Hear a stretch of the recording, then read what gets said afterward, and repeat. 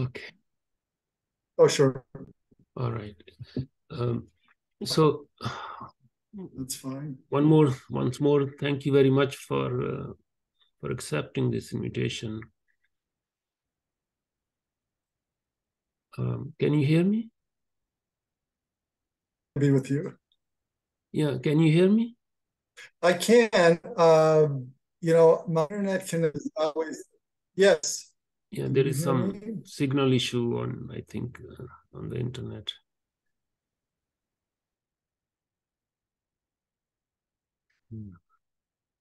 It's okay. Maybe is that better? Can you hear me?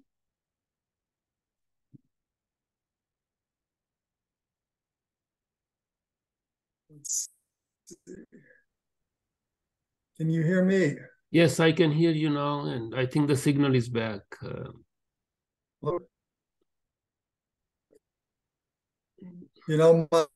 Unfortunately, I live in the country and internet is not great. So, Okay. I'm yeah. Yeah, that's better. Network bandwidth is low. Okay. Okay. If we have to go on just audio, we can do that if it continues. It's the issue of the bandwidth, but Okay. now Yeah. so just to start again, Yeah. I mentioned that in 2007-8, when this issue was first, uh, there was a historical issue for Muslims. Most of the Muslims, uh, the issue arose in the 19th century in the subcontinent, in Egypt, and mostly in these two places. And at that time, there were no scientists per se in the Muslim world. There was no science anywhere. And since then, thousands and thousands of Muslims have become chemists and biochemists and like other fields of science. But the science they have entered is just what we know today as the scientific tradition, the enterprise of modern science. So for them to understand what evolution is, a substantial change has taken place from the 19th century Muslim scholars who tried to understand what evolution is that came to them from the Western world. Most of them had never set foot in the Western world. They had no understanding of the enterprise of science that was going on. And there are several works on that aspect. But now that there is a substantial number of Muslims working in biology and chemistry and other fields, a new generation is trying to do what happened in the Christian world back in the 19th century and early 20th century, which is to insert God in the evolutionary process and somehow Islamize it, make it Islamic so that it becomes acceptable, meaning uh, just uh, take whatever there is in the mainstream narrative about evolution, but say all of this is happening because of this is how God willed it. Right.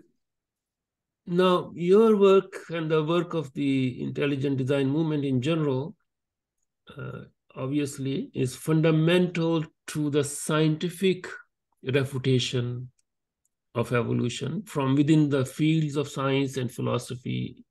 Like your work specifically deals with mathematics, and Michael Behe and others who have come up with this incredible amount of work from within the scientific tradition. Many Muslims are aware of your work and they appropriate it for their own purpose, or some of them appropriate it for their own purpose, saying, look at this explanation by Michael Behe, and this is how God willed it. They take away your core philosophical commitment to take it as sign of an intelligence in the making of this whole universe.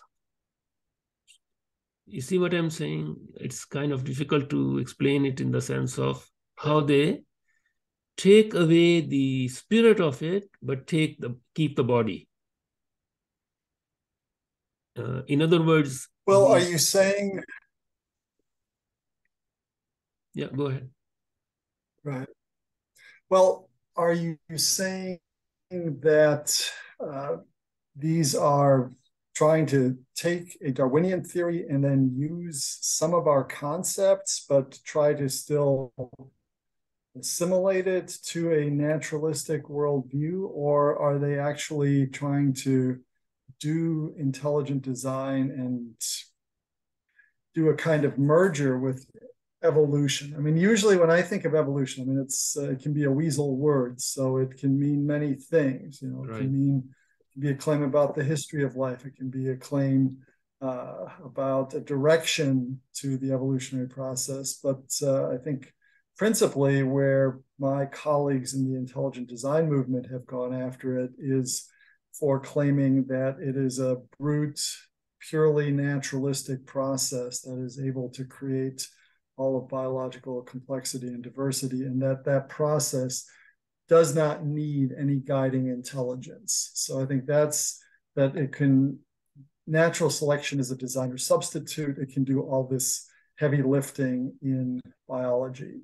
So if that's what we mean, you know, if that's what the Islamic theistic evolutionists are doing, then they are doing essentially what the Christian theistic evolutionists are doing, which is basically take the materialistic theory of evolution as it's been put forward, and then they put essentially a veneer of theism on it and saying that this is how God did it.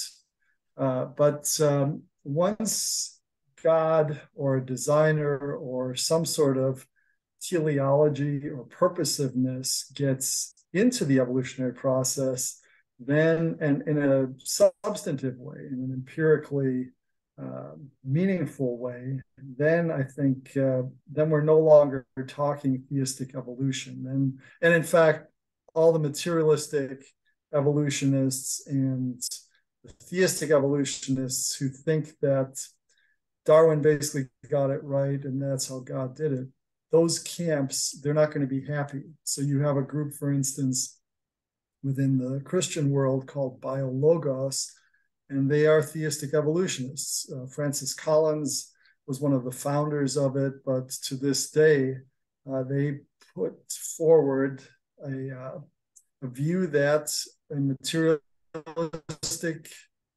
science of evolution is as far as the science can go, and God is still involved in some way, but that has no scientific substance to it, that claim. It's a purely theological claim. So there's this kind of separation of, compartmentalization. The science does one thing, the theology does another, but the science can go wherever it wants to go. And this is where intelligent design parts company with theistic evolutionists, materialistic evolutionists, in saying that there is good scientific evidence for the activity of intelligence, in especially biological systems, that there are clear marks of intelligence there, that there are features of biological systems that are beyond the reach of these materialistic processes. And so what we would say is evolution, as the Darwinists, neo-Darwinists, and materialists have put it forward, as a theory of process. It says you can evolve from point A to point B. And what we would say is, well, if you have a process, you have to have the resources to move from point A to point B. If you want to get to the top of Mount Everest from the bottom, you need certain resources. A pogo stick, for instance, or some springs attached to your shoes are not going to get you there. And so you're going to need some equipment, some serious equipment to stay warm. And if you cannot are going to be up there for any length of time, you're going to need some extra oxygen. So there are various things you're going to need. And so, and it's provable that certain resources will not get you to the top of Mount Everest. And what we would say is that there are good reasons to think that natural selection, heredity, mutation, genetic drift, lateral gene transfer, symbiosis, none of these material mechanisms are adequate to move the evolutionary process from point A to point B. If point A has one level of complexity and point B has some fundamentally new biological structure. So it's there's a negative argument that we're making, negative in the sense of saying you can't do this. And arguments in this descriptive generalizations. We have them, for instance, in the thermodynamics. Physics tells us we can't do that. And so U.S. Patent Office will not accept that. So that's the sort of challenge we're putting. You might say it's a question of evolvability and unevolvability. And for the conventional materialistic evolutionist, everything is evolvable. One thing is connected by an evolutionary path to every other thing. It may be a common ancestor, it may be a direct lineage. And we would say that there can be evidence that those sorts of connections don't exist, or that they don't exist given the sorts of resources the evolution give themselves. My own work on design inference and various information theoretic ideas, theorems, is to say, to put these limitations on the evolution process. So I had a book, Design Inference. You mentioned my book, No for Lunch, which it seemed was our protection. That was basically an application of those ideas in the design inference to biology, and then subsequent work on conservation of information. Evolutionists honest and say, you cannot simply blithely attribute all this power to the evolutionary process. You have to demonstrate that it can do this work, and there have to, if it can do this work, if there's evidence that could show that it can do this work, there should also be counter evidence that it could not do this work. I mean, it's as in business. If there's a transaction, there's a party and there's a counterparty, then something is missing. And it's the same way with evidence. If evidence can, in principle, support an idea, then evidence should also be capable of undercutting an idea. And so but if you read some of the evolutionists, it's as though there can be no evidence against their theory. And so, I think there's a lot of play acting and pretense and pretending. I think the answer is to keep pressing on these points. The problems for the biologists are only getting worse. And the more we learn about these biological systems, the more we look inside this, look at molecular machines, look at their molecular structure, the more complicated these become. And also the more technologies that we ourselves are developing in other contexts. So, digital data embedding technologies, where you embed one message in another. We seem to see that in the genetic code. So there are all sorts of things that we have independently developed, design technologies that as we look deeper into the cell, we see those. And that, it seems, is very powerful evidence that there is real design there and not just an appearance of design. Somebody like Richard Dawkins will open his book, The Blind Watchmaker, and say that biology is the study of complicated things that give the appearance of design. But by that, he means that there's no real design. Well, if it merely appears to be design, what would it take for it to be really designed?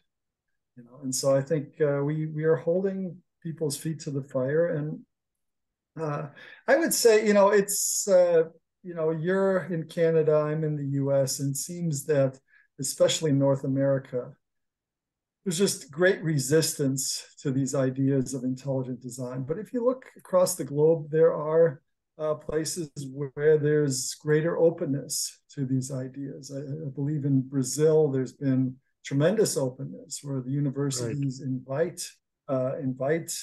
these ideas. And I've certainly had very friendly interactions with Muslims who've invited me, for instance, to, I believe, Turkey. I know I had an invitation from somebody to Iran, and I was open to doing that. I think, to your point earlier, after 9/11, things just, and then with all the conflicts that the U.S. has been involved with, it's just been difficult to do that. But I'm open to talking to any friendly people who find these ideas congenial and want to develop them. In the context of North America, there is, especially the United States, in Canada, really there isn't any raging discourse on evolution. It mostly happened in the United States. Creationism has a very negative connotation to it in the context of the history, what happened in the United States. So that term itself has become problematic to use. But one of the criticism for your work, for the whole intelligent design movement, is this is just creationism in another name, with another name. Like this is what they... Now, of course, from our perspective, creation has a different connotation. The word creation in the Quran has tremendously, it's just very different connotation. So when in English we say creationism, something else is involved, which is not really true in terms of Islamic concept of creation, meaning the 6 days, the young earth, the rest of it. The Quran does not have those terminology. It doesn't have a time frame for creation. It doesn't have all the stuff that came in the Christian circles. Personally, I have no problem with the word creation at all. And the fact that the Quran over and over invites the readers to look at the design. This is so fundamental connection, my own connection with your work when we first met, or even before we met. Like this, the word design is just embedded in the Quran. It's just, you cannot escape the word design. Wherever you look, there is a design, it says. You just have to look. You will find that these are not random things. Verse after verse just tells us there is a designer. Otherwise, and there is only one designer. This is a second aspect, because it says if there had been two, there would be internal conflict. You cannot have a system working with two designers. So these are fundamental Quranic concepts. We don't even use the word theological concept, because theology has a different connotation.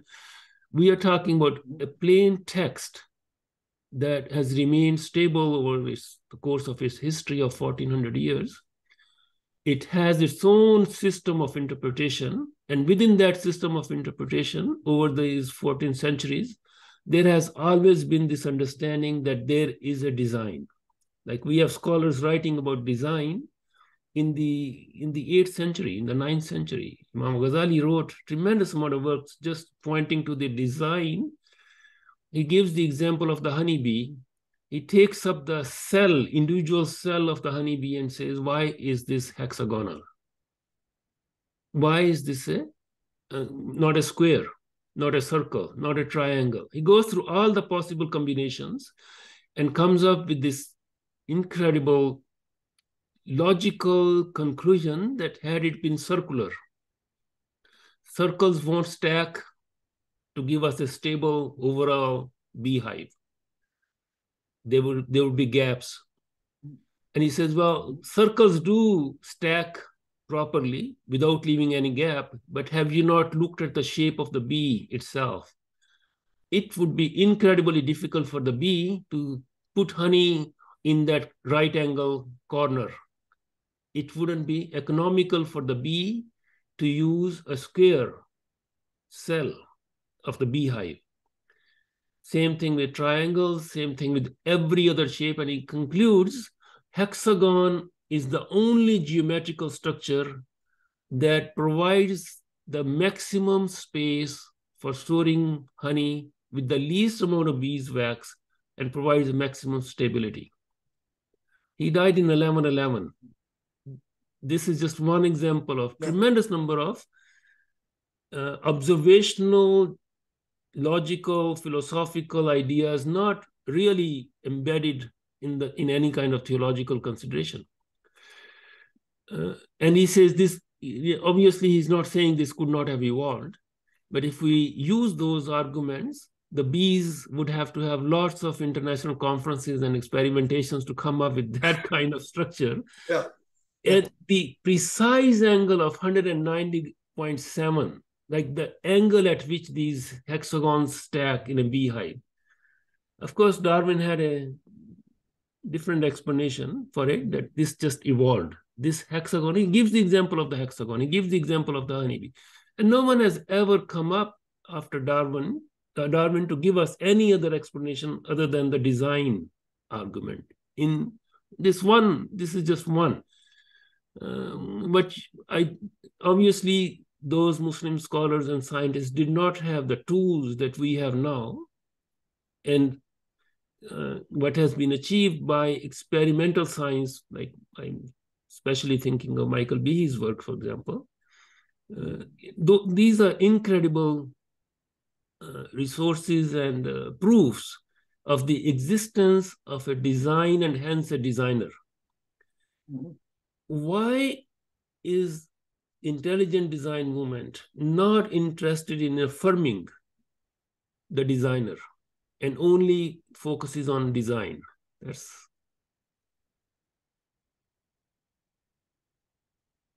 Well, I don't think I would agree with you there. I mean, I've done studies in sciences, mathematics, philosophy, and also theology, Christian theology.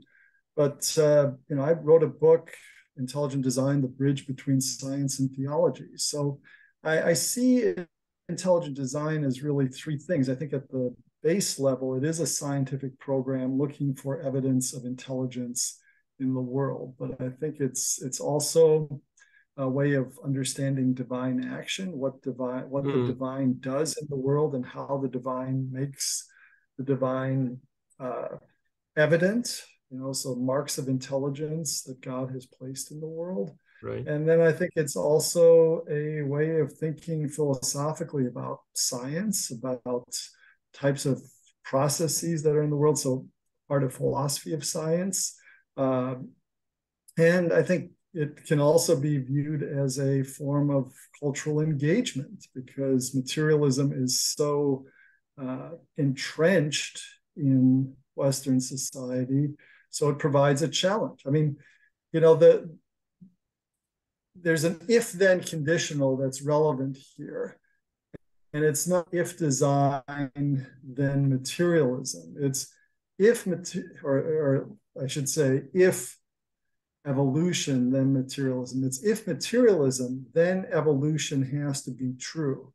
And if you have a materialistic or naturalistic worldview, you don't have any choice but to have some sort of materialistic evolutionary process. Intelligent design negates that conclusion. It's saying, no, a materialistic evolutionary process doesn't work. And then it's a matter of logic, Aristotelian logic, which the Muslim scholars helped revive and keep alive,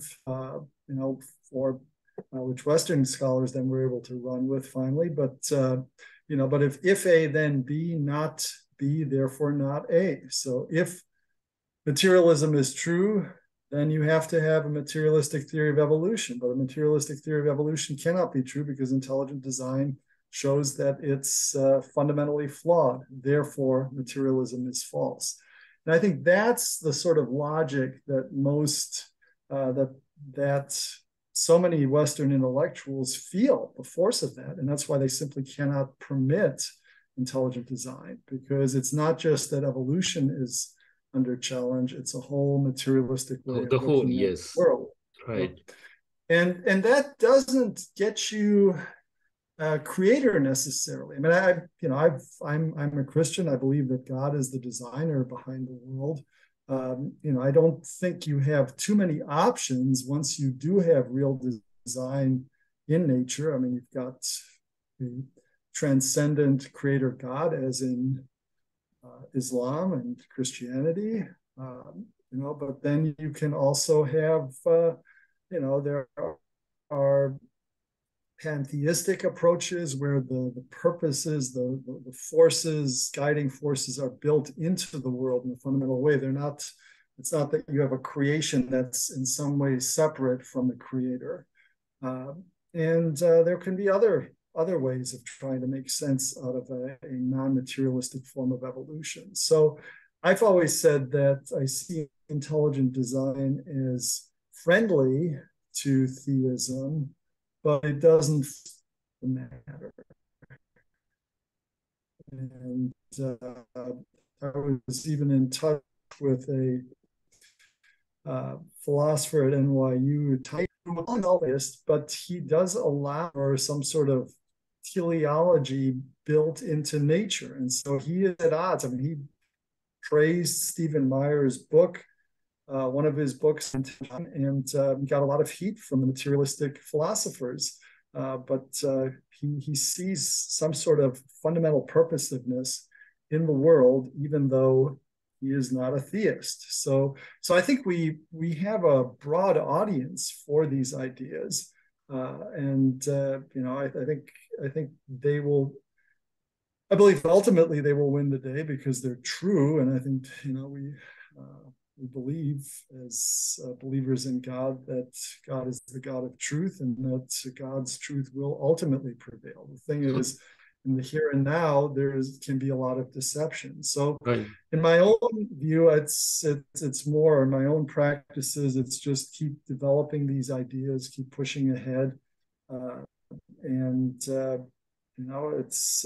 It's in God's hands, how these ideas finally are received and the impact they finally have. Right, definitely. There is a very fine line between belief in God, which becomes a personal commitment, and finding the designer in the creation. Meaning, as you said, there could be many other possible explanations of why the design is there. Even those people who would accept, okay, I don't believe in evolution, there is a design as you proved it, but my idea of this design is that this design is coming from some super intelligence that, whatever form of God they conceive. Yeah.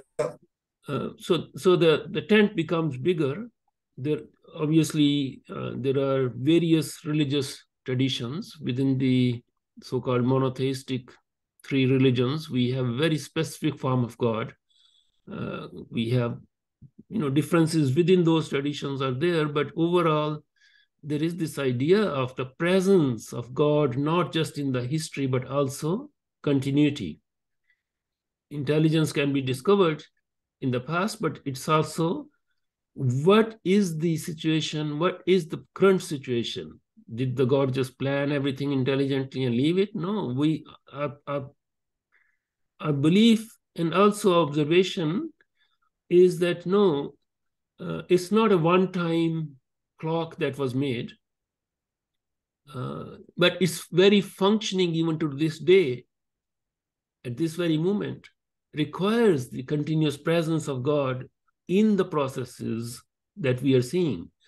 That takes me to one different level, not just life, but also of the natural world.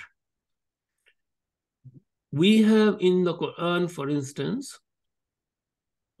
verses which speak about the ant.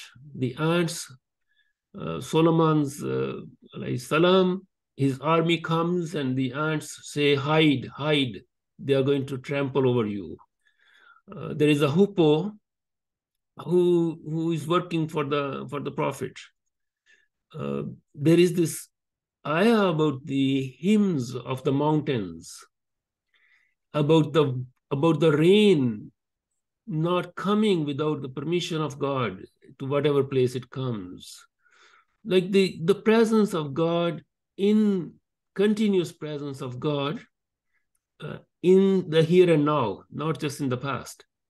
Obviously, these things are articles of faith in many ways, but they're also embedded in the observational world, because we have three realms of observation presented to us in the Quran. One is the history of humanity, example after example of faith communities or faithless communities. Then the second is the natural world, the horizons, the alternation of the day and the night, the creation story itself, and the continuity of the working of the systems in this world that we are able to see. And the third is within the human being, what happens within us at a very personal level, both in terms of our own understandings, emotions, feelings, relationships, all of that. So these three levels of observation are presented to us to investigate, and we are asked in the Quran over and over to look at these observable realms to reach a level of certitude in our faith that is rooted both in the rational, logical, observational world and supra-rational, which is the commitment. So when we say that if we don't accept evolution or we accept design or designer, then we are not just dealing with biological systems or the life systems. The entire system of modernity, post-Renaissance, it moved towards that direction. It's a big tent, but because evolution is holding this tent up, anybody who criticizes evolution is actually going to demolish this whole understanding, not only of the universe, but also of human relationships, how we work. So the battleground is really, really not small. So when I said that intelligence design movement is pushing for the presence of design and the designer, and I have to look up your book you just mentioned in more detail. Is there a continuity of this whole effort to reach the other realms of our lives, other than just what we observe in the physical world?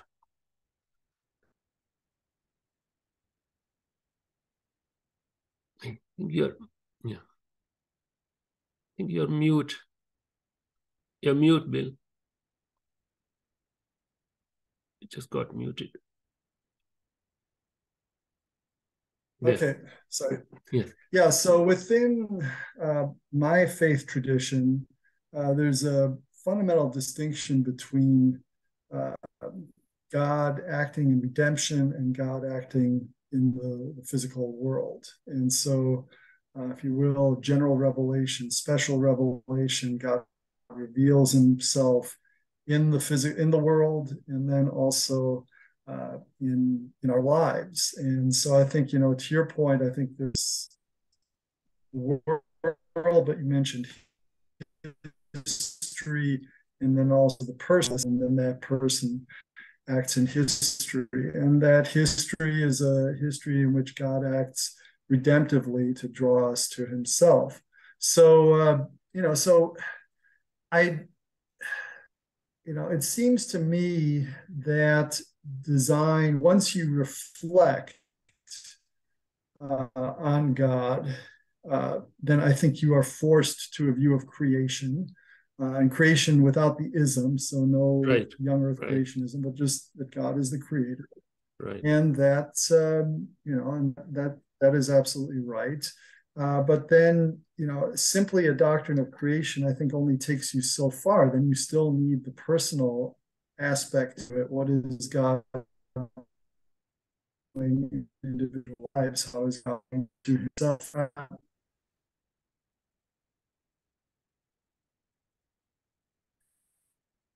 More of a protection, helps us in as we relate to God. So it's and if we don't have design, then we are going to go in the wrong direction. So we see this rampantly in Western culture now, where people have all sorts of issues with sexuality. What does it mean to be human, one yes. sex or another, and all of this? And I don't see how that would really be possible if we take seriously that we are designed beings, designed in certain ways to be, to fulfill certain roles. And, so it's design succeed fully will have huge ramifications in the culture at large. But I think there's still a sense in which theology and philosophy are going to have still a separate domain from the science of design. So I think, it's not that ethicists or philosophers of science or theologians are going to be out of business because intelligent design establishes that there is real design in the world. So I think there still is room for separate disciplines, but it does seem that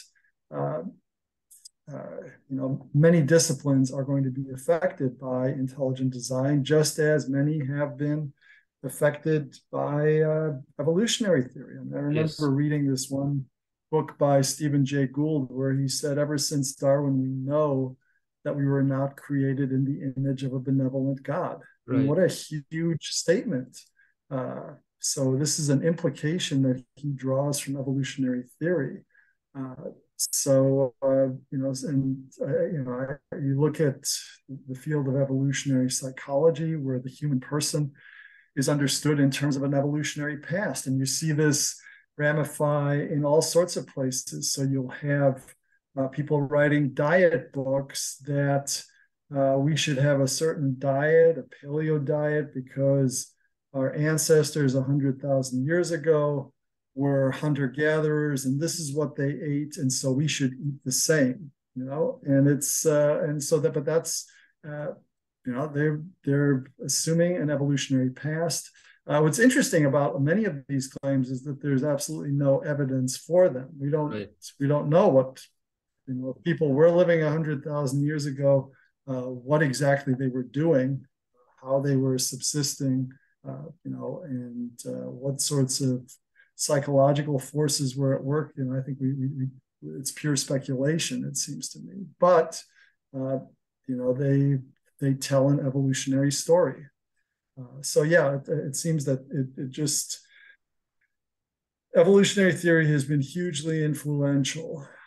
Yes, everywhere. History, psychology, yeah. Anthropology, like our whole understanding of human history has been changed ever since this theory took hold. Not just the natural history, but the human history as well. Like we are the lens that was constructed, the lens is flawed. It's like, it's just, it was, I wrote 2007 or 8, the intellectual background of Darwin's arrival. The Western civilization had reached a certain point when he came. His timing was just perfect. He could not have come sooner or later. And the problem is that the Western civilization has now, primarily, it has just reached everywhere. I despair from this despair I'm using within quotes, because I don't despair really, because I believe in God's action as well. There is no other civilization left on the face of this planet. You go to Mecca, you go to Medina, you go to the heart of Islam's traditional homelands, everything has just transformed. This reach of modern technology, modern science, like in the deserts, we have changed the culture. Heisenberg wrote in 1957 that every tool carries with it the mark of its maker. And the tools, technologies have reached everywhere. So we are we are on a planet where there is essentially only one operative civilization. Education system in the entire Muslim world has totally become westernized. Like there is a separate so-called Islamic education program, but those people understand very little about the contemporary world. They just have different ideas. But the mainstream cultural dynamics of the Muslim world have changed so much over the last 100 years that this is the only science on this planet, and this science is beholden to this theory. And not just the science, but also all the other branches as well. The way we interpret, for example, scripture, everything has changed. And there are Muslims who are trying to reinterpret the Quran as well to accommodate these, and we are trying to have a conversation with them as well. But I want to move on to the question of the possibility of some common ground between intelligent design and our efforts. That's why I raised the issue of whether there is the transition or the commitment to the designer as well. From the design, we infer that there is a designer. That's a personal commitment. But does that personal commitment gives us enough to re-establish the parameters, the framework through which we see other disciplines of knowledge, not just science, history, anthropology, economics, even politics, everything? Because once we have the designer, once we have reached the conclusion that there is design, there is designer, not just in the past, but also now at this very moment, that brings in the moral, ethical aspects of that belief, just as those who do not believe have their framework of living and working and establishing relationships in a world that just came into existence on its own and is going somewhere which we don't know and is not being directed. So there is the possibility of faith communities reaching out in the realm of provable evidence, and from there also in other realms. Yeah. Well, I think you can. So if you have intelligent design, I mean, it seems that there's certain natural sphere of applicability, biology, cosmology, looking for structures there that will call forth design. Now, if you go to other areas, history, for instance, certainly as a believer in God, I think God has a purpose. God is guiding history. God knows where history is going. But it's not clear to me just what God's purposes are, at least in the broad, full sense. Right. I may see in my life certain patterns, certain things that happen, and I can say, "Oh, God acted, God guided me in this area," and so I have an interest. I'm in this place in my life rather than in that place. So I have that sense of sensibility. But so I think this is one of the principles in my own work on intelligent design, that there can be false negatives in the sense that we don't see design, and yet there actually is design. And usually that's because we just don't know enough. Right. So that's I think that's something that will haunt us. I think we won't be able to get around that because God does not reveal everything to No, us. God and our gives us intelligence is also not infinite. Like we are right. limited. We are Yeah. limited. So One very fundamental aspect of design, in not just in the natural world, not just in biology or anything, but the design itself, uh, in all its dimensions, is connected with what happens after personal death, the death of the cosmos, the death of everything, like what happens afterwards. And obviously, people of faith do have some idea of the future of another kind. Uh, I'm sorry, the connection's not very good. I mean, no, sometimes it helps if I just remove my picture. Would that be okay with yeah, you? yeah, Or sure. I think that would take some of the bandwidth away. So I'll just yeah, repeat what I was saying. please.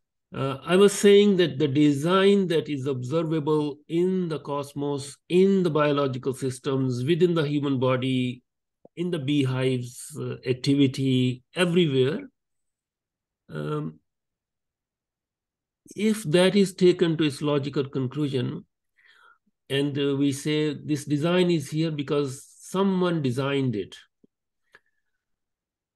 that means there is a purpose.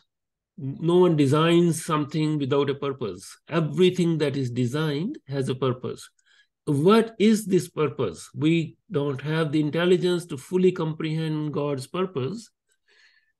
But I was saying at some level, there has to be a future after the personal death, death of a society, death of a nation, of a whole community, even the cosmos itself. So that takes us to a life that is designed to be there after this life, that is built into this whole issue of purpose is built into the design itself.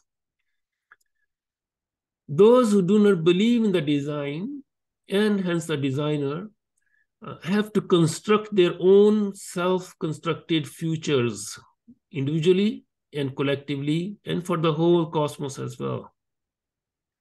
So that takes us to a very different dimension of the design. We Go ahead. Go ahead.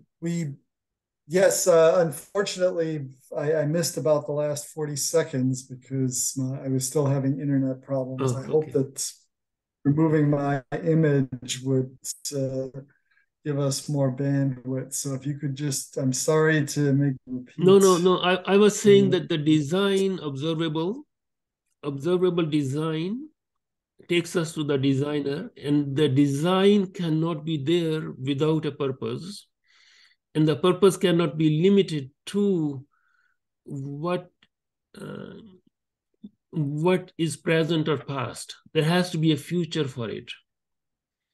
Built into that design, at least from the monotheistic perspective, all three religions have a future, individually and Right. collectively, for the entire human race. And I don't want to use the word race, but for all humanity. Um, those who do not infer design from the natural world, from their own beings, from history, have to construct some kind of hope, ad hoc hope, self-constructed, personalized. They can believe, human beings can believe in whatever they want to believe in. But I think the point I'm trying to make is that built into the inference of design from the natural world around us, from the beehives, from our own selves, is a built-in, unseparable aspect of the future. We cannot totally comprehend what that future would be like. We cannot we don't have any way of figuring out. So that is a common ground for building on within the faith communities some kind of moral hope that is anchored in the observable universe because of design. I don't know if I'm coming across. What I'm pointing out is that there is perhaps need to write something more on that aspect. Well, I think it certainly seems right to say that if there's design, there's a purpose, and purposes tend to be future directed. I mean, you're trying to accomplish something with the design, so that what is that you're trying to accomplish seems as downstream from the actual implementation or creation of the design. So it does seem that there's always a future dimension to design, and insofar as there is a design to our life, to our history, to what God is intending for us and for humanity, there's a future dimension to that, and that's going to be very important. But as we said earlier, there's also the question of our own knowledge design. I mean, even in biology, it seems that we're only scratching the surface of the complexities inside the cell. So it's and do we ever, with our finite intellects, will we have a comprehensive grasp of what is going there, to say nothing of our lives, of history? And it seems, I'm not convinced that we will. I mean, there are certain what philosophers would call toy problems, or very simple, stylized situations in which we do have comprehensive knowledge. For instance, the game of tic-tac-toe, where you try to get 3 X's or 3 O's to be in a straight line in a 3x3 grid. We fully understand how that works. Yes. What about the game of chess? That's more complicated. We don't understand. Optimal play will have white beating black always, or if it would always be a draw, optimal play. So even there we have limitations, and I don't think, it doesn't seem that computer power is ever going to be able to resolve that, just given the limitations of physics. So there's so many. I mean, even with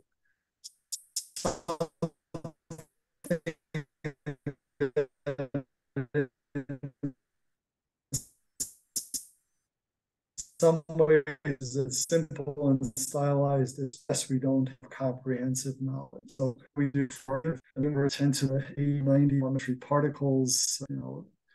It seems that to say nothing of dark matter and what we can know about God's purposes. One aspect that I wanted to specifically ask you is the following. And this is again coming from Al-Ghazali. I mentioned him before. He died in 1111. In one of his very short books, he advised, he was also not just a scholar, but also someone who was very interested in the spiritual path and the ultimate destination of individual lives and his own life, and connection with God, and the concept that our connection with God is not static. We are born, we have a finite amount of time in this world, and we need to accomplish something that would be of benefit to us in the future. And this connects with what I was saying about the future. That would be of benefit to us. In one of his very short books, in Jewels of the Quran, he gives the example of this, a few examples from the natural world, including the beehive, the spider, uh, the fly, the mosquito. And after doing that, he says, but this is an ocean without a shore. There is simply no end to it. You, the reader, can spend all your life trying to find the marvels of design in the natural world. You would not even scratch the surface. Wake up, even if the entire humanity was to do this for the entirety of their lives, they wouldn't be able to find enough. They wouldn't be able to find all the marvels of design in the natural world. So just wake up and take the lessons that you need to take from what you have already known and observed, and move on to the next stage of your life, which is beyond finding design, even the designer, but to get to the designer and get ready for your life in the hereafter and things like that. So one of the things that I always find in the last 30, 40 years of work, how much evidence of design is needed.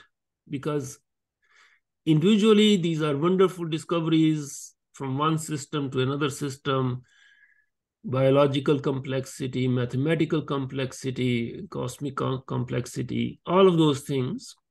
But there has to be a purpose for finding design. Well, I think the purpose for finding design is, I mean, these are marvelous designs that we find in nature. So I think it is ultimately to praise God. I think that's why the designs are put there and made so beautiful, so exquisite. You know, that said, I would say, that needs to be balanced, because there are also things like parasites and things we might call evil designs. And from my theological perspective, there's also a fall of humanity. Adam and Eve sinned, and however one wants to interpret that, but the natural world was affected by that. But still, the world is, it may be imperfect. There may be imperfect designs, but there's still enough to say that whoever is behind this was a great genius. So, I mean, we can look at a work of art that's been defaced, and we can still see the signs of the genius behind it, even though it has been defaced. So I think that is a way that I like to think of it. And then how much design do we need?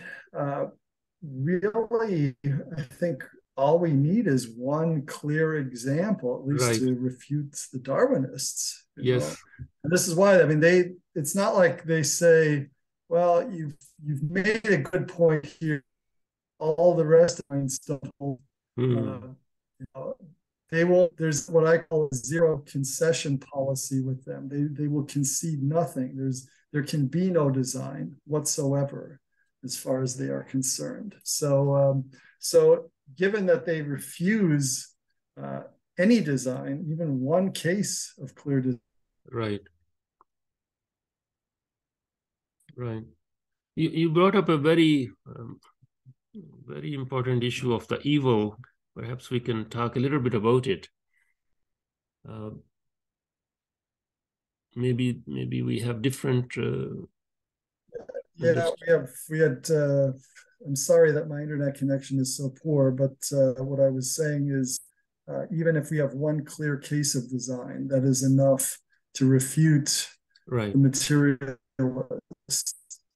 And in fact, it seems that we have much more than one case. I mean, at so many levels, every level of organization, biology, origin of life, all the way through to the highest organisms.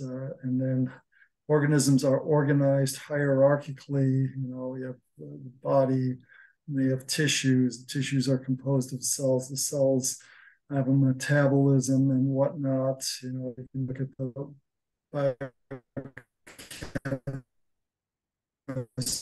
the molecular structure and just keep going, go down, or hierarchies in which there's design at every level. Exactly, exactly, and to the entire observable cosmos itself, the sun and the moon, the planets, the whole, like the bigger systems as well. So the tiniest system to the most complex systems there is, and then the entirety of the cosmos, of which we are only a part. I was mentioning that you brought up something very important that we haven't talked about, is the question of evil. What is perceived as evil by individuals, human beings, or even collectively by many human beings or groups of human beings. And the objection then is, why is this designed, or is it not designed? And if it's designed, then what kind of God is there for suffering of humanity? This is a very important area of design as well, in terms of our understanding of what we consider to be a perfect design.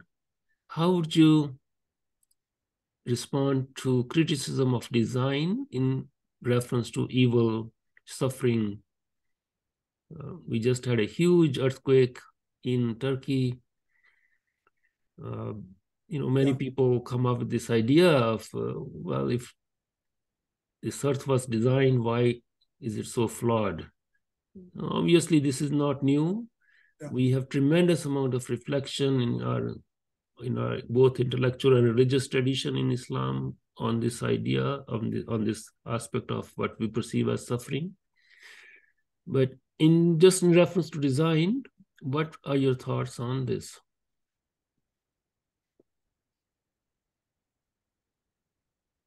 Yeah, I'm sorry. It was you faded out a little bit there, but I think to the point about evil design, how do we make sense out of that?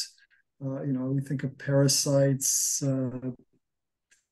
think of organisms that's just the whole predator-prey relationship. So what does that tell us? It seems to me there's can be clear evidence of design, and yet do have these types of design that cause us moral qualms, if you will. And I'm not sure there's any answer for that. It does seem, just to talk about evil design, evil is always a negation of a good, right? I mean, it's, we think of a parasite as evil because it exploits another organism, and it would be good if it lived symbiotically rather than by hurting this other organism to its benefit. So it seems that evil is a reaction to a good, and if you take seriously a doctrine of the fall,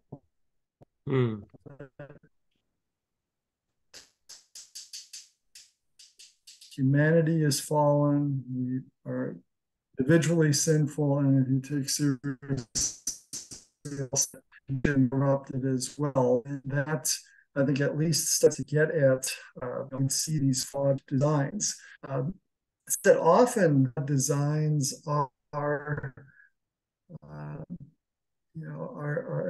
is a case of devolution or disintegration of a design that was really good. I'm not sure a case can be made that that's colleague, friend Scott Minnick, who has looked at the Yersinia pestis. This is the bubonic plague bacterium, and it has a poison delivery system that seems exquisitely tuned to the human body and delivering those poisons so that a person dies of the plague. And yet he would argue that there's evidence that this poison delivery system, this type 3 secretory system, had a different purpose at one point. In fact, that it may have been a flagellum, and then it sloughed off this motility device and became the device that causes a lot of destruction. So that would be an interesting thesis. Is every case of bad or malevolent design a case of a previously good design that was perverted? Right. We see this sort of perversion all the time, where you look at aeronautics, planes, aircraft to transport people to as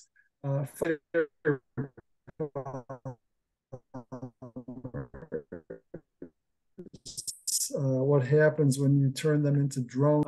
So you have a perversion, or at least a turning of certain technologies into very negative ends. And it seems that that's something we do all the time. And, it seems that nature does that as well. So so there are two aspects. Number one is what human beings can destroy, transform, or change within God's design. Something that was designed to do something is now doing something opposite. That is mentioned in the Quran in terms of corruption wrought by the human hands. The other part is what we, in our limited understanding, consider to be evil, but it's not really evil in the overall scheme, because the design, like the earthquake in Turkey right now, for instance, was the earth designed by God to have these quakes and destroy human life and bring suffering? Was there a fault? No human being could have done these things below the surface of the earth. If these are really the tectonic plates shifting and energy released and all of those things. And these are not new things. We have tremendous amount of work on the nature of suffering in all religious traditions. The point I was raising is the criticism of the people on your work, or the intelligent design movement's work, that sometimes is ridiculed because, well, you claim that there is a designer, everything has been designed. What about this? Yeah. Is this a flawed design? I'm not talking about the corruption wrought by humans, but something like the earthquakes and tsunamis and those things, tsunamis and those things. But the question is, what is the understanding of the Creator in terms of those designs, those systems in place, which apparently cause suffering to human lives? Yeah. Well, if you're going to say what God could have created the earth to be a much more human-friendly place, so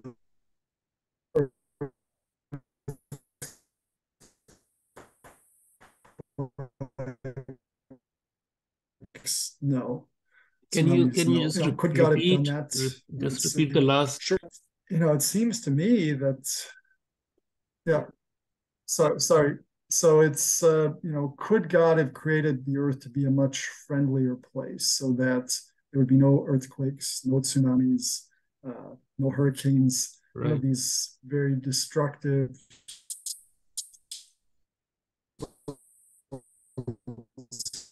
events that kill people. And I would say that, but the fact is we die and we will all die. And right. It seems we have to say that God is responsible for that as well. And certainly I read my Bible, Old and New Testament, it seems,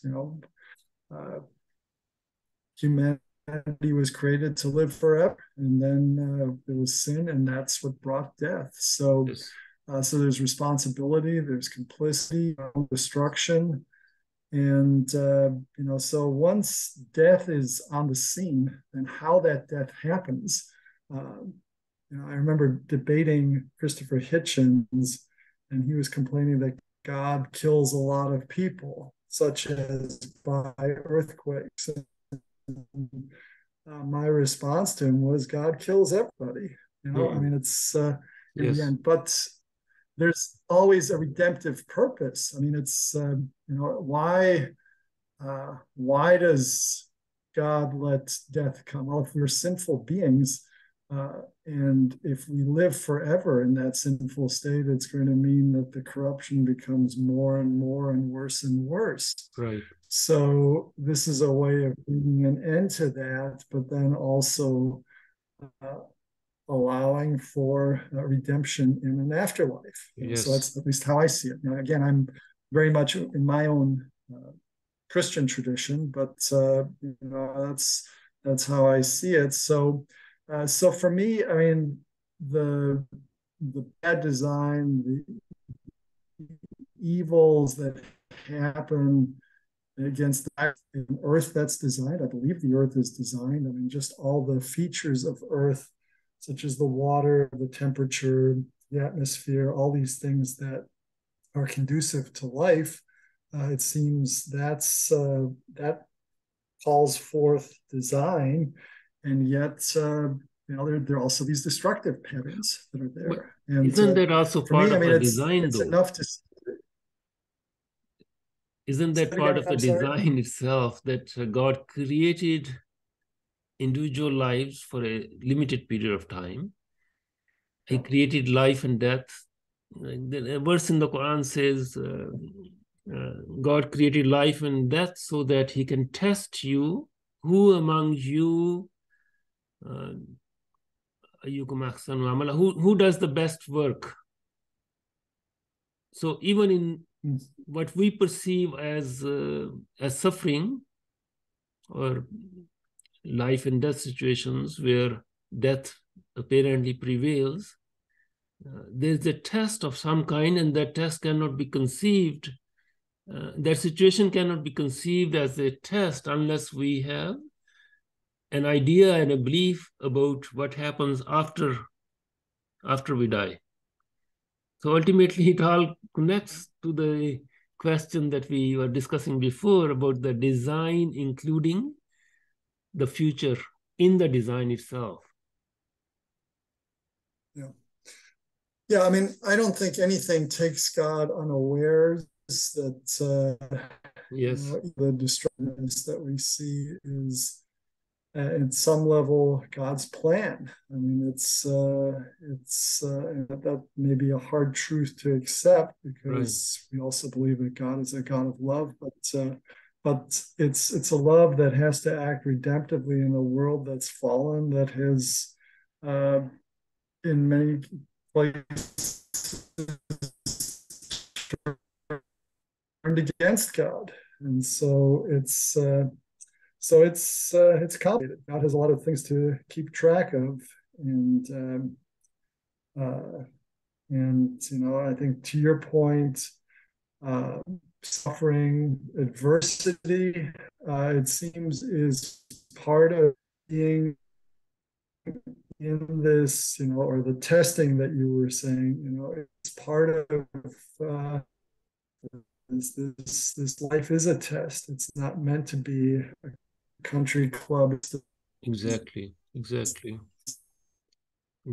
think that idea of life is fundamental to understanding. Live in complete comfort and then move on to the next life. Yes. Okay. Thank you very much. I think we have covered good areas. I can I can stop recording and we can have a little chat, and then is that okay? Or would you like to say something more? Oh, whatever you like to do. I mean, that's fine. I'm just sorry that my internet connection is not so good. Yeah. Is it always like this, or is it today?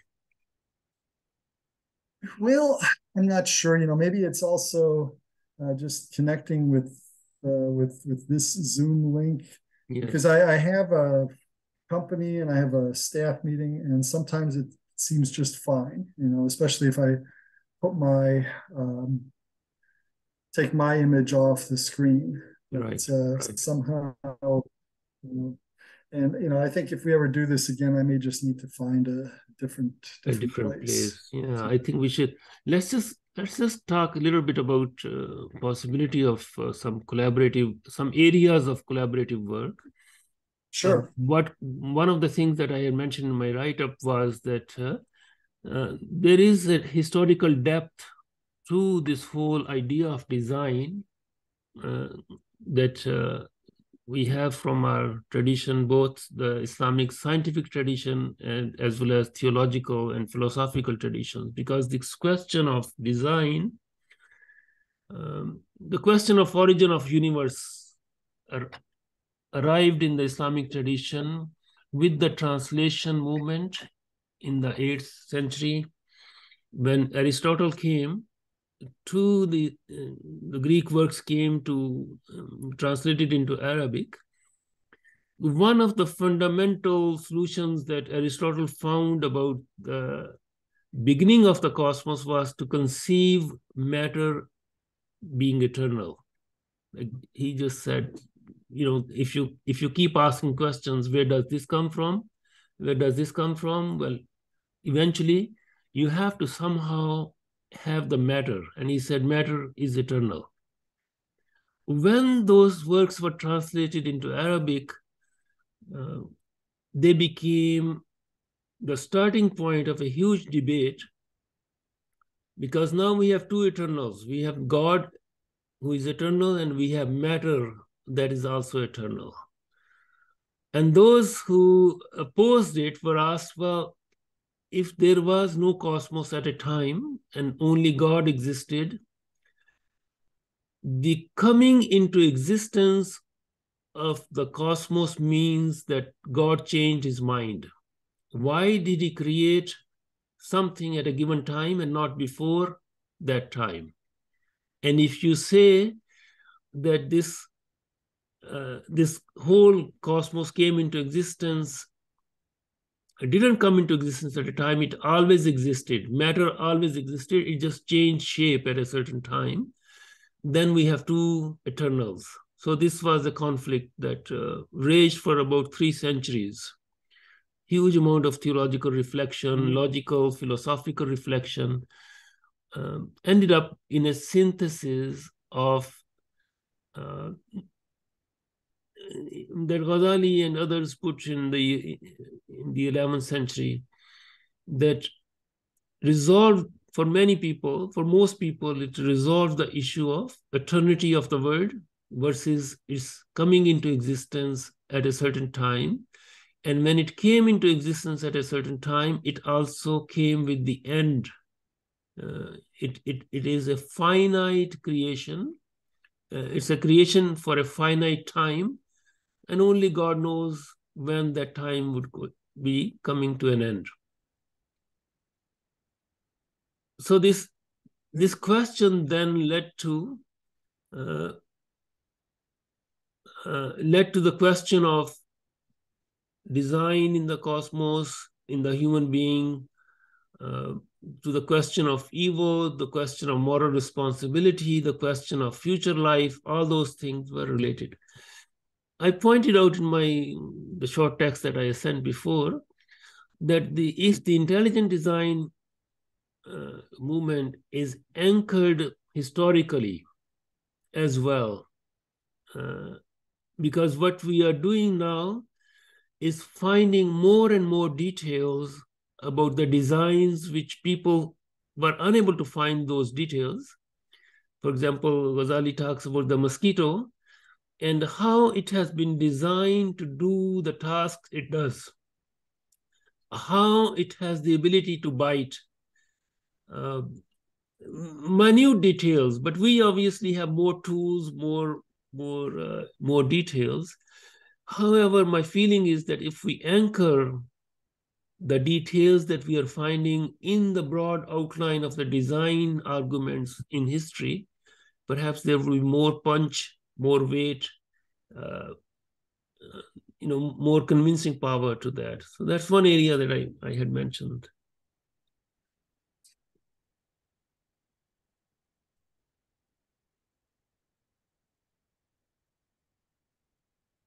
I think our connection isn't so good. I'm sorry. Okay. Did you get I something? missed most of what you just said.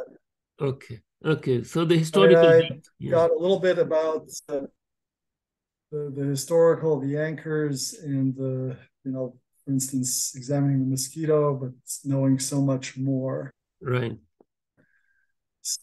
So, maybe you could review, this idea of intelligent design being anchored in history as well. Right. You mentioned collaboration. Even if, for instance, we took specific examples. How might you see that as happening? For instance, we can think of certain higher level conclusions of your work or the whole intelligent design movement's work in terms of specificity of systems, and then see what was done previously for instance, in our tradition, in Islamic tradition, on similar levels. And obviously, there was no theory of evolution at that time. They were not confronted with the same challenges, but they were confronted with the challenges posed by the translation, what came into the Islamic tradition from the Greek civilization, philosophically. Aristotle, the whole philosophical movement that came into the Islamic world produced a huge amount of intellectual chaos. At the beginning, it took almost 300 years for them to find solutions, and tremendous amount of work was done at that time to those huge challenges: eternity of the world, the role of continuous presence of God, the question of evil, the question of ultimate purpose of the design, whether or not there is an end to this design, because in the Greek philosophy, there was no real possibility of coming to an end of this thing, because it always existed and it will always exist. Yeah. Some of those.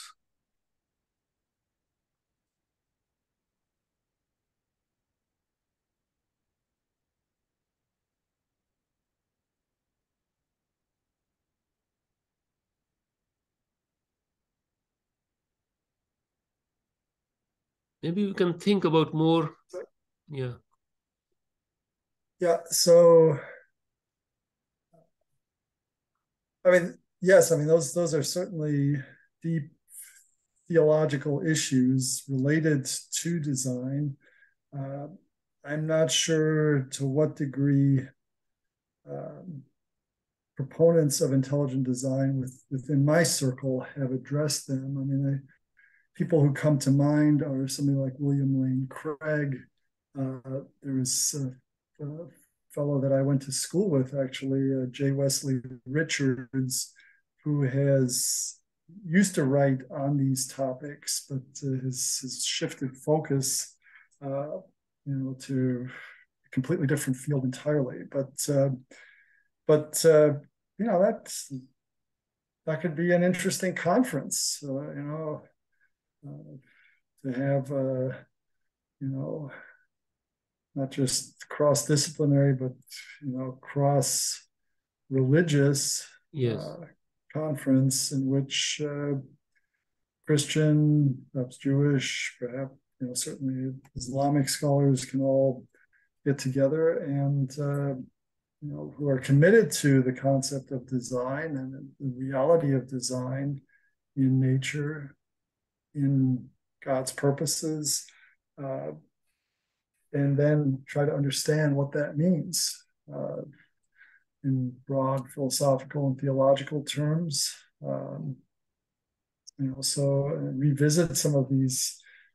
What was this period of 300 years that you're referring to? So is that about 800 to 1100? Yes, 8 to 11, yes. When at the beginning of the translation movement in the 8th century, there was huge interest in bringing everything from the Greek civilization into Arabic.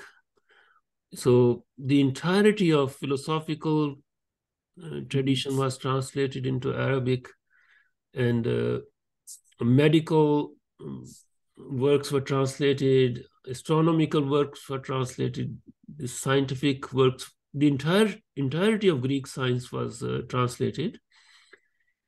And when it came with a worldview that at the root of it was not in accordance with the Quranic worldview. In the Quranic worldview, we have God who created the world at a certain time for a certain purpose, for a certain period, and it will come to an end, not only individual lives, but the entirety of creation would come to an end. And then there will be a hereafter. But as I said, Aristotle conceived matter to be eternal. Right. So that meant there are two eternals now. There is God and there is matter. And those who said, no, the matter wasn't there, the question arose, well, why did God create matter at a certain time and not before it? What caused God to take that action? And if he took that action at a certain time, that means there is a change in his nature. And you cannot have a God who changes. Yeah. So no, our internet connection was good enough for me to catch you saying that earlier. I have an article which I would be happy to share with you. It's on informational realism is what I call it, and it's in context of resolving or dissolving mind-body problem. It's longish piece, maybe 12,000 words. But one of the things I do in it is I review various philosophical traditions and how they relate to this notion of informational realism. The idea with informational realism is that the fundamental reality at its most fundamental is information sources that are exchanging information. And so the overriding metaphor is communication. It's sending messages. And anyway, it's yes. I think it. Yes, please share it. I would really. But one of the things I do is I challenge. Yeah, Aristotle, because Aristotle is committed to this hylomorphism. You have information and matter, and I argue is that matter is really unnecessary. And then from a theistic perspective, matter cannot be eternal, and that mind and information is something that must be able to exist apart from matter, because the mind of God is not a material being. Right. So I make that argument in there, and I'd be very interested in your reaction to that. Yes, sure. Let's think about there. I'm sure there are other areas we can collaborate without even just this fascinates me to bring in the design in a specific system, like the human body, for instance, the ear, the nose, those things which we know far more than what we used to know in the 12th century. But when you take away the minute details of information that we have gathered about the working of the nose or the ear or the eyes, for example, eye is a classic example. Just the eye is a classic example. And the sight itself, like the information travels from what we see. The eye is just a lens which takes in the information, and we know far more about the neurological systems and neurons firing and going to the brain and conceiving a shape. If we take away the details, what are the common factors between now and then, for instance, in terms of deriving inferences? The signs of intelligence, meaning if we take away the detail, where are we between now and the 12th century, for instance, in terms of ground level consequences of the design? Those kind of questions are perhaps very interesting. They are, I think at some level, I mean, the 12th century Islamic God for the eye, and I think a 21st century Muslim, Christian, Jewish believer can likewise praise God for the eye, provided that they see it as a work, exquisite work yes. of God in creating a message, a method of, or a means of vision. But I think it's the evolutionist that has tried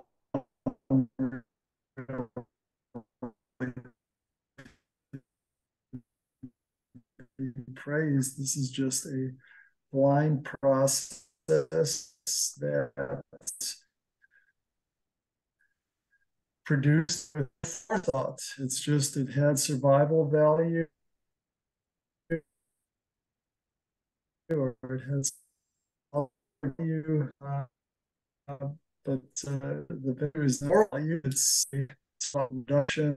There's no mind, no purpose, no real purpose that's behind it. And as a consequence, there's the creator, the designer gets no praise. Yes, I think that's probably the worst part of this materialistic theory. Right. They have abstracted God out of everything. And one of the ways I think that this discourse can move forward, perhaps, is in terms of specificity. For example, Ghazali talks also about the human hand. He says, just look at your hand. If the thumb was not where it is, if it wasn't there, the whole hand would be useless in terms of its power of gripping something, holding something.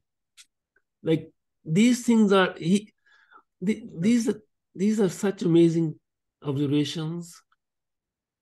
He didn't have the kind of biomedical information that we have now.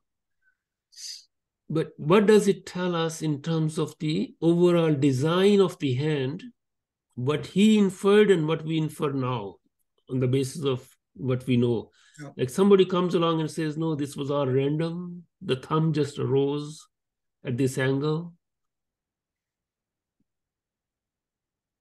So we can perhaps... if anything, we should have...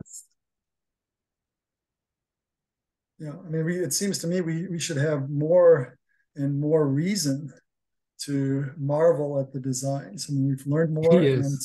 And that gives us more to praise the creator for. So that is, it seems to me, one of the great things that intelligent design can help with. Exactly, exactly. It just opens something opens in the heart. People just go, wow, oh, just this detail, this kind of design. It creates a sense of wonder and awe. It creates a huge transformation of the heart and the mind. So that is the beauty of your work in terms of this whole intelligence design, finding the details. Like I think that is transformative. That changes the mind when something can be proven objectively to be there, to that complexity, to that level of detail, to that synchronization of the timing, for example, of various systems. Yeah, I think that's right. I think that's right. I think if history has any purpose, I think it is that we should grow in knowledge, but it's knowledge that will help us to know God. Exactly, exactly. If it's that's so. There is a metaphor. There is a graphic metaphor in the Quran about people who do not benefit from their knowledge. They are like the donkeys carrying books. The useful knowledge is the knowledge that donkeys carrying books. So, there is this supplication of the Prophet as well, salam, about, he always asked for knowledge that is beneficial. He said, oh God, teach me what is beneficial knowledge and benefit me from what you have taught me.